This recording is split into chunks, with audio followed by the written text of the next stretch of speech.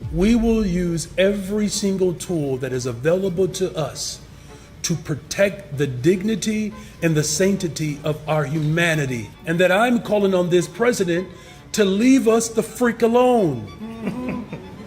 The right wing in this country wants a rematch of the Civil War.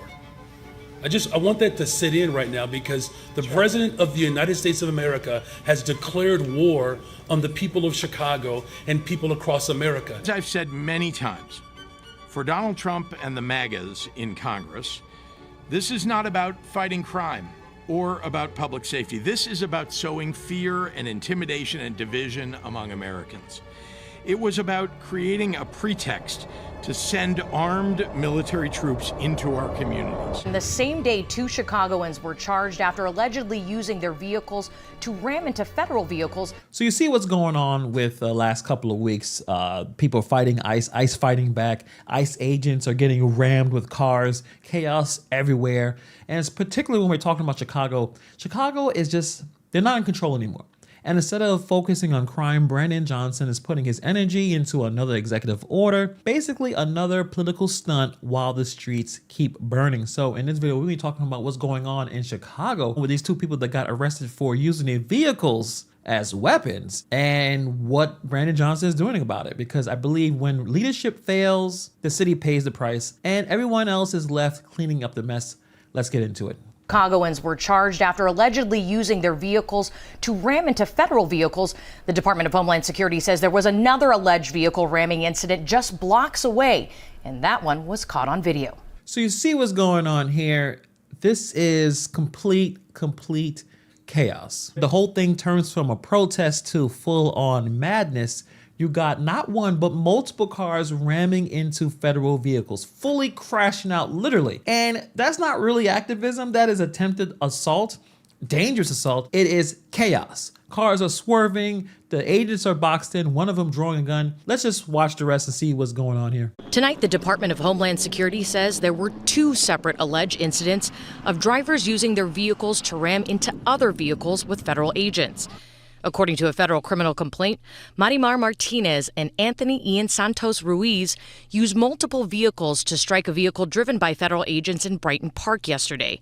And it goes without saying that this is happening in a city that is already leading the nation in murders. You have constant shootings, carjackings. Now people think it's smart to weaponize their cars against federal officers. That's not a bright idea. That's pretty reckless, if I have to say so myself. And obviously this is not a random crime. This is politically charged. These are the people who see themselves as fighting ICE as the good guys. They think as attacking agents makes them feel like they're heroes in some kind of internet war. And that mindset comes from the leadership that paints ICE as villains instead of law enforcement. And mind you, Brandon Johnson, the mayor, calls law enforcement a sickness. When you start demonizing every ICE agent, you blur the line between activism and anarchy. You end up with citizens ramming federal vehicles and thinking it's justice. And what drives me crazy is the mindset behind it. People are so caught up in hating ICE that they lost sight of the difference between protests and an attack. Turning your car into a battering ram, that's not how it's going to work. That's how you're going to get shot or arrested, which I guess actually happened. Prosecutors say Martinez and Ruiz used their vehicles to box in the agent's car. Court documents say an agent, unable to move his vehicle, got out and fired about 5 shots at Martinez. DHS says yesterday Martinez allegedly attempted to run over agents and was armed with a semi-automatic weapon. Martinez drove off, but paramedics found her at a repair shop about a mile away from the scene. An ambulance took her to the hospital where her gunshot wounds were treated. Ruiz also drove away, but prosecutors say police found him and his vehicle at a gas station about a half a block away. Multiple shots are being fired. This is the middle of the day. In broad daylight, you have traffic, there's people walking. That's how fast things can escalate when chaos replaces order. You have the agents boxed in, and now you're having people getting shot. I mean, this is what happens when protest turns into street warfare. What is going on with Brandon Johnson? On Saturday, they escalated even further by shooting a U.S. citizen. They claimed it was defensive fire. But frankly, we cannot trust anything that comes out of the administration. We have a rogue, reckless group of heavily armed mass individuals roaming throughout our city that are not accountable to the people of Chicago.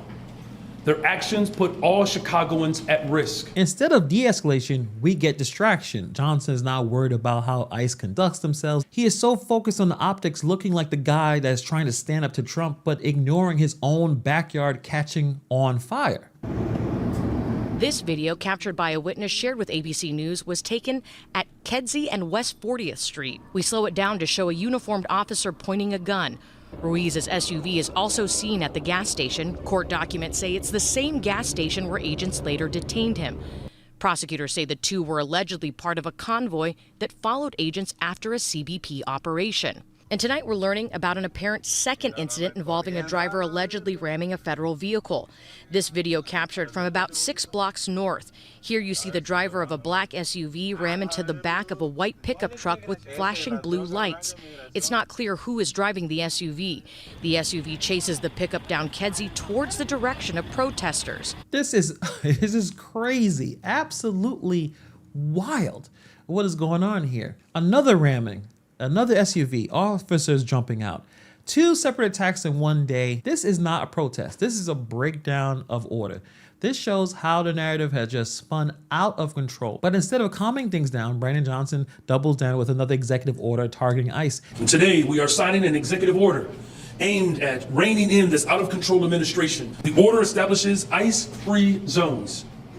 That means that city property and unwilling private businesses will no longer serve as staging grounds for these raids. So he thinks this is making Chicago safer by tying the hands of the very people that is trying to stop the violence, and it doesn't make any sense. He is making it easier for the chaos to spread. In my opinion, politically, this is self-destruction. Chicago is still the murder capital. The budget isn't a mess. Crime is still a problem. But Johnson wants to pick fights with Trump and federal offices because that's how he thinks this is going to keep his base happy. But if you check the polling results on his own base, Democrats, he is not popular. He's not really worried about safety. He is about saving his own career. But you can't run a city like this. At some point, people are going to get tired of seeing the same politicians chasing headlines instead of handling reality.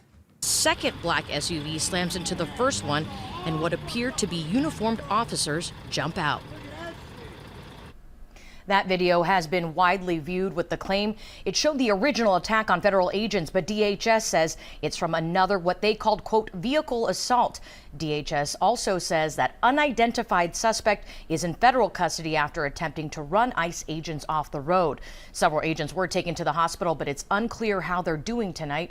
As for Martinez and Ruiz, both are in custody, charged with assaulting, impeding, and interfering with a federal law enforcement officer. Karen. The judge in this case basically said that neither Miramar Martinez nor Anthony Ruiz pose a flight risk, and so she has ordered them freed pending their trial. Now, their cases have been jointed together in the same legal complaint, even though both were driving separate vehicles on the day in question, and according to their friends and family, they do not know each other. The criminal complaint, including photos of the CBP-driven vehicle, along with photos of both Martinez's and Ruiz's vehicles, with damage they say is consistent with the ramming. Now, in court today, defense attorneys for both Martinez and Ruiz disputed the government's version of events. Now, both are in custody, facing serious federal charges, and rightfully so. This is what happens when people mistake chaos for activism. This is where the mayor should just step in and say, you know what, enough. We can't let this happen again. But he won't, because he is not leading for Chicago. In my opinion, he is leading for himself. Brandon Johnson wants to continue to play politics with public safety. Instead of restoring calm, order,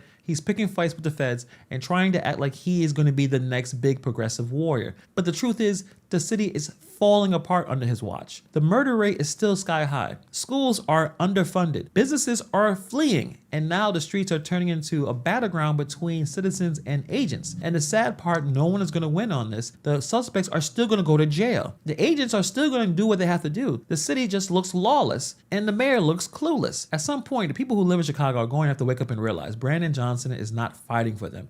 He's fighting for the cameras, for political favor, for whatever that comes next in his career. Let me know what you guys think about this story in the comments below. Thank you for taking time to watch this video, and I'll see you guys in the next video.